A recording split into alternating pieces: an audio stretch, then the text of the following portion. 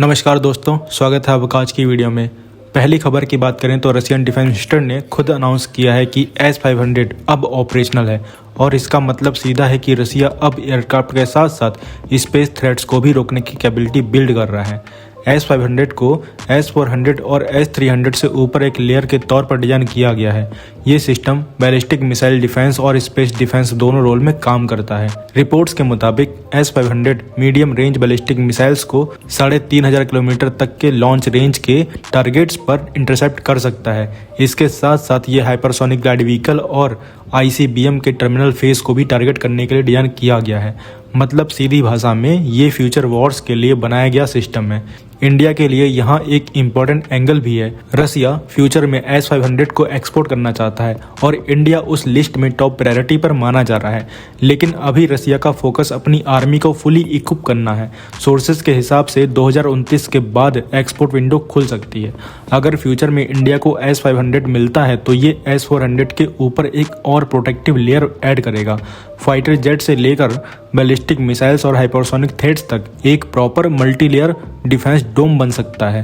अभी ये long term plan है, लेकिन S-500 का ऑपरेशनल होना ये कंफर्म करता है कि ये सिस्टम सिर्फ पेपर पर नहीं रहा, अब ग्राउंड पर आ चुका है। अगली खबर की बात करें तो इंडिया ने क्वाइटली एक बहुत बड़ी टेक्नोलॉजिकल लाइन क्रॉस कर ली है और ज़्यादा लोगों को इसका अंदाजा भी नहीं है। तो IIT मद्रास से निकली एक स्टार्टअप डी प्रोपल्स ने सक्सेसफुली 5 किलो न्यूटन का रोटेटिंग डेटोनेशन इंजन का डेमोन्स्ट्रेशन कर दिया है। ये कोई नॉर्मल इंजन नहीं है, ये जेट प्रोपल्जन का फ्यूचर माना जा रहा है। नॉर्मल जेट इंजन्स फ्यूल को धीरे धीरे जलाते हैं, लेकिन रोटेटिंग डेटोनेशन इंजन फ्यूल को कंटिन्यूअस एक्सप्लोसिव वेव्स के थ्रू बर्न करता है और इसका फायदा है ज़्यादा पावर, कम साइज और बेटर एफिशिएंसी। अब तक ये टेक्नोलॉजी सिर्फ टॉप कंट्रीज के लैब्स तक लिमिटेड थी, लेकिन अब इंडिया भी उस क्लब में आ गया है। इसका सबसे इंटरेस्टिंग पार्ट क्रूज मिसाइल्स के लिए है। इंडिया की लॉन्ग रेंज क्रूज मिसाइल अभी 4.2 से 4.5 किलो न्यूटन थ्रस्ट वाले इंजन यूज करती हैं। डी प्रोपल्स का 5 किलो न्यूटन वाला रोटेटिंग डेटोनेशन इंजन ऑलमोस्ट वही थ्रस्ट देता है, बस डिफरेंस ये है कि ये छोटा, हल्का और ज़्यादा एफिशिएंट हो सकता है। मतलब बिना मिसाइल का साइज बदले ज़्यादा रेंज या ज़्यादा स्पीड मिल सकती है। एक्सपर्ट्स के हिसाब से रोटेटिंग डेटोनेशन इंजन लगभग 25% ज़्यादा फ्यूल एफिशिएंट हो सकता है। सिंपल शब्दों में कहा जाए तो मिसाइल और दूर जा सकती है या फिर सबसोनिक के बजाय सुपरसोनिक स्पीड पर क्रूज कर सकती है। मैक 1.5 से मैक 2.5 के बीच स्पीड, वो भी सेम साइज के मिसाइल्स में, ये एयर डिफेंस सिस्टम के लिए एक नाइटमेयर बन सकता है। अभी ये सिर्फ लैब लेवल सक्सेस है, फ्लाइट रेडी इंजन बनने में टाइम लगेगा। हीट कंट्रोल, ड्यूरेबिलिटी जैसे चैलेंजेस अभी भी बाकी हैं, लेकिन अगर इस टेक्नोलॉजी को प्रॉपर फंडिंग और टेस्टिंग मिली तो इंडिया मिसाइल प्रपल्जन में बहुत अपग्रेड कर सकता है। अगली खबर की बात करें तो DRDO ने अपना next generation integrated combat suit showcase किया है, जो फ्यूचर इंडियन सबमरीन के लिए डिजिटल ब्रेन का काम करेगा।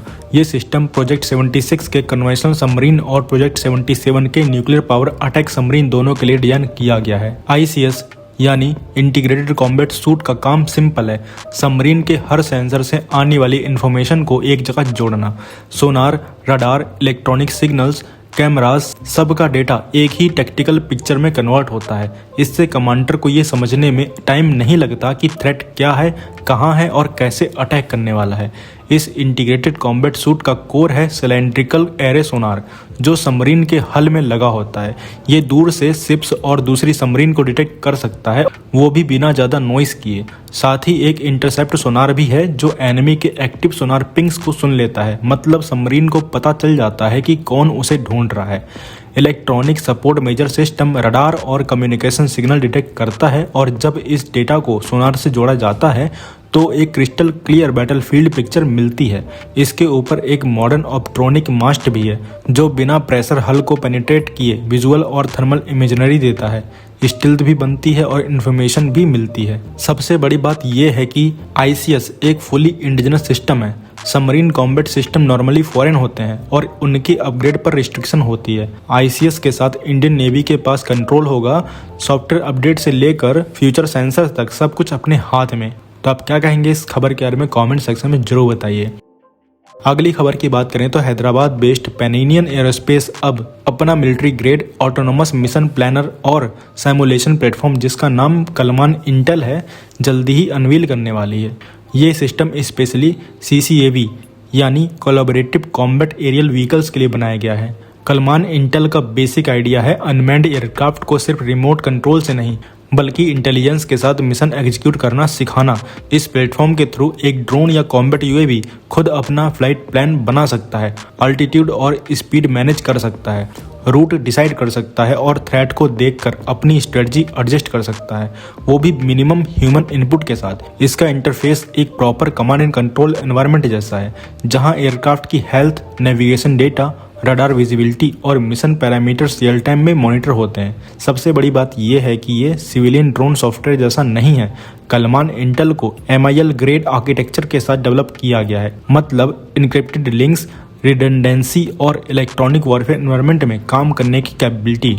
ये सिस्टम फ्यूचर के लॉयल विंगमैन कॉन्सेप्ट के लिए परफेक्टली फिट बैठता है जहां अनमैन्ड एयरक्राफ्ट मैन्ड फाइटर के साथ मिलकर काम करते हैं। ऐसे सिस्टम मैन्ड जेट के आगे स्काउट बन सकते हैं, रिस्की मिशन ले सकते हैं और बैटलफील्ड का डेटा रियल टाइम शेयर कर सकते हैं। कलमान इंटेल का एक और स्ट्रॉन्ग पॉइंट है सिमुलेशन।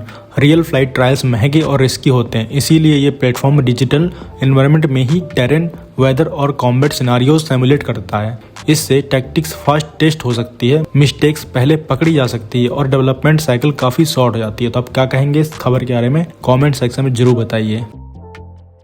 अगली खबर की बात करें तो BEL के लिए फाइनेंशियल ईयर का लास्ट क्वार्टर काफी डिसीसिव होने वाला लग रहा है। कंपनी के टॉप मैनेजमेंट का मानना है कि मार्च एंड तक एक बहुत बड़ा डिफेंस कॉन्ट्रैक्ट फाइनली क्लियर हो सकता है जिसका इंतजार काफी टाइम से चल रहा था। बात हो रही है QRSAM सिस्टम की। रिसेंट स्टेटमेंट्स में BEL के CMD मनोज जैन ने काफ़ी कॉन्फिडेंट टोन में कहा कि उन्हें 90% से ज़्यादा भरोसा है कि QRSAM का ऑर्डर इसी फाइनेंशियल ईयर के अंदर मिल जाएगा। उनके हिसाब से बस थोड़ी सी पॉसिबिलिटी है कि डिसीजन नेक्स्ट क्वार्टर में शिफ्ट हो, लेकिन एक्सपेक्टेशन यही है कि मार्च से पहले क्लियरेंस आ जाए। QRSAM BEL के लिए सिर्फ एक और ऑर्डर नहीं है, ये इंडियन आर्मी के लिए एक बहुत इंपॉर्टेंट कैपेबिलिटी है जो लो फ्लाइंग एयरक्राफ्ट, हेलीकॉप्टर, ड्रोन और क्रूज मिसाइल जैसे थ्रेट से प्रोटेक्शन के लिए डिजाइन की गई है। मोबाइल और फास्ट रिएक्शन सिस्टम होने की वजह से आर्मी इसे काफ़ी नंबर में इंडक्ट करना चाहती है। अगर ये डील फाइनल होती है तो BEL के ऑर्डर बुक को एक स्ट्रॉन्ग बूस्ट मिलेगा। तो अगर QRSAM मार्च एंड तक क्लियर हो जाता है तो BEL के लिए ये फाइनेंशियल ईयर एक स्ट्रॉन्ग फिनिश के साथ क्लोज होगा और नेक्स्ट ईयर के लिए मोमेंटम सेट करेगा। तो आप क्या कहेंगे इस खबर के बारे में कमेंट सेक्शन में जरूर बताइए। मिलते हैं नेक्स्ट वीडियो में। Thanks for watching. जय हिंद, जय भारत।